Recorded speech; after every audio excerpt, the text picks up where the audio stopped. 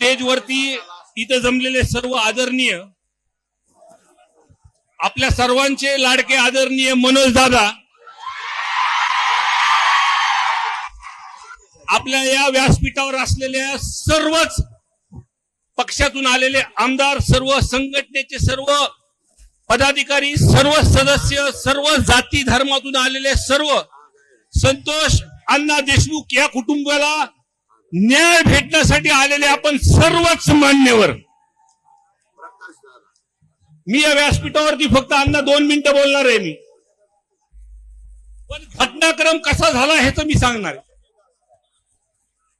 त्या विंड मिलच्या प्रकारामध्ये बघा बरं का माणुसकी कशी असती बघा. तो जो वॉचमन होता तो बौद्ध समाजाचा होता. संतोष अण्णा देशमुख हा मराठा समाजाचा होता. जेव्हा त्या वॉचमनला तिथं मारहाण करण्यात आली, तो खंडणीचे हे जे वाल्मिक अण्णा कराडचे हे जे गुंड लोक तिथं गेले होते, त्या वॉचमननी जेव्हा तिथं अडवलं तेव्हा संतोष अण्णा देशमुखनी उघड भूमिका घेऊन तिथं त्या माणसाला अडवलं. तिथं हे सगळ्या गोष्टी केलेल्या आहेत. बरोबर आहे की नाही विषय?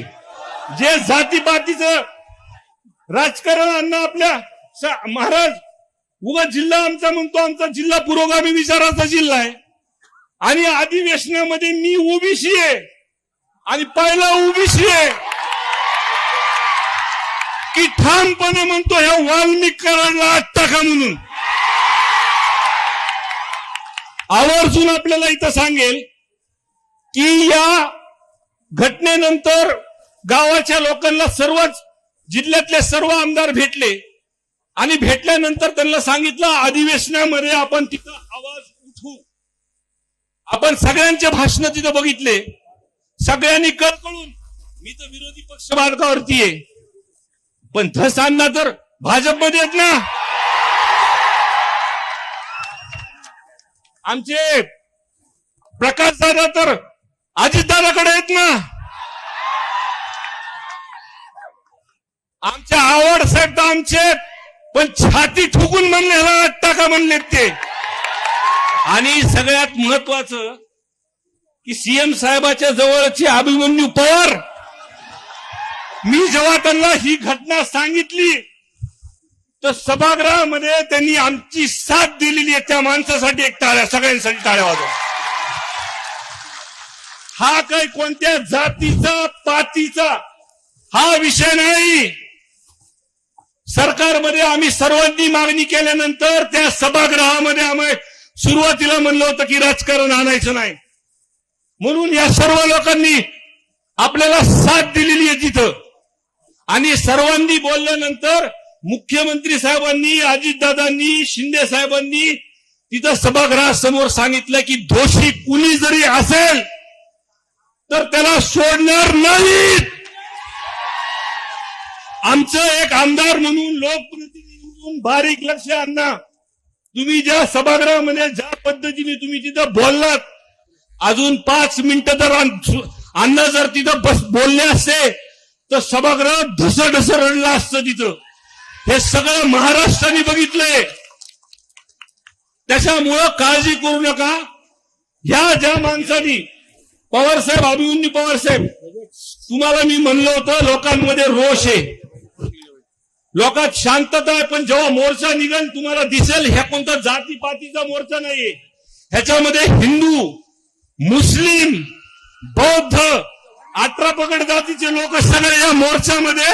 एक माणूस आपल्याला गेलेला आहे, आपल्या घरचा माणूस गेलेला आहे, तिला न्याय देण्यासाठी इथं जमलेले आहेत साहेब.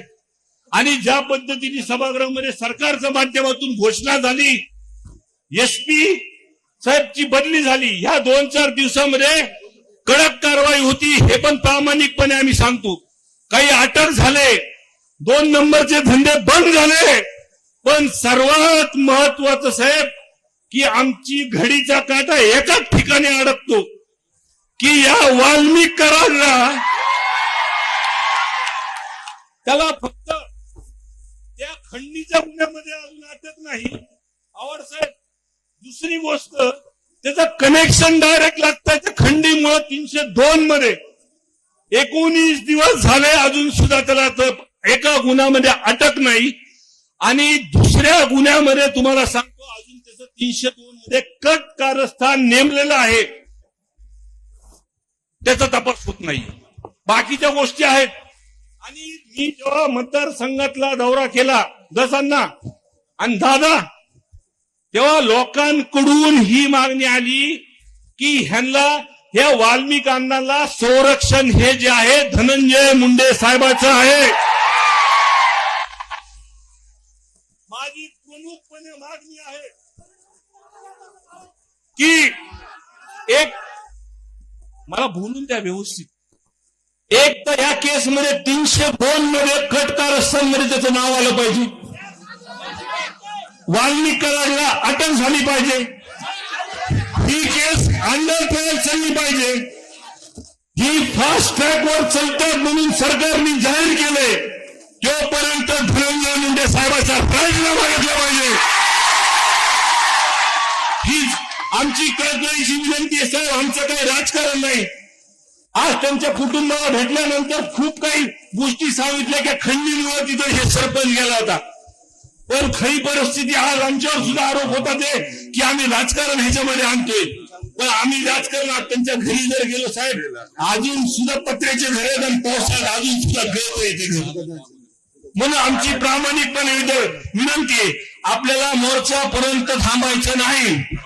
जोपर्यंत ह्यांना न्याय ह्यांच्या कुटुंबाला भेटत नाही, कायम स्वरूपी दसांना प्रकाश दादा तुम्ही सत्तेमध्ये तुम्ही सर्वजण हे वाढून देऊ नका. हा प्रकार आमची कळकळीची विनंती आहे. आणि आवर्जून सांगेल की गुन्हा ज्या दिवशी एखादा खोटे गुन्हे आमच्यावरती लवकर दाखल होते, ती म्हणजे चॉकलेट चार दाखल तेव्हा अंगर कुटुंबियावरती एका महिन्यात 200-300 साधन एक अॅट्रॉसिटी. आणि त्या दिवशी सुद्धा तुम्हाला सांगतो 12 तास उशीर लागला. पण आमचे वाघ मनोज दादा तिथं रस्त्यावर बसल्यानंतर त्यांना गुन्हा दाखल तिथं करावा लागला. आणि अशाच आम्ही जरी सगळ्या वेगळ्या विचाराचे भूमिकेच्या सगळ्या वेगळ्या पक्षात जरी असलो, पण ह्यांना न्याय देण्यासाठी आम्ही एकत्र येऊ एवढंच या ठिकाणी सांगतो आणि माझे 2 शब्द संपवतो.